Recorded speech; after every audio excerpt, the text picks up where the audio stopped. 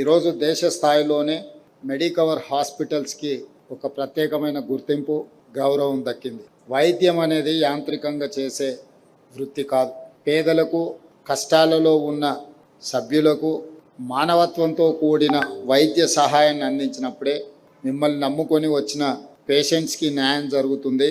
అదేవిధంగా వాళ్ళ కుటుంబ సభ్యులకు ఒక నమ్మకం, విశ్వాసం కలుగుతుంది.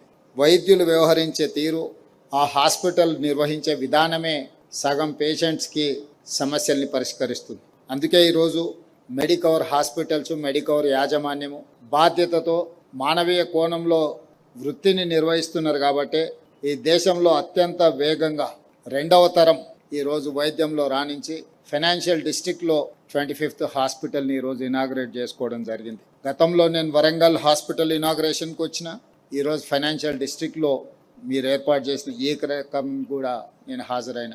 ఎందుకు ప్రతి ప్రారంభోత్సవ కార్యక్రమానికి నేను హాజరవుతున్నా అంటే యంగర్ జనరేషన్ని కమిట్మెంట్, కన్విక్షన్తో వృత్తిని నిర్వహిస్తున్న వాళ్ళని గుర్తించాలి, ప్రోత్సహించాలి అనేది తెలంగాణ రాష్ట్ర ప్రభుత్వం యొక్క విధానము. ఆ విధానానికి లోబడి ఈరోజు మీరు నిర్వహిస్తున్నందుకు మిమ్మల్ని మనస్ఫూర్తిగా నేను అభినందిస్తున్న తెలంగాణ రాష్ట్ర ప్రభుత్వం తరఫున.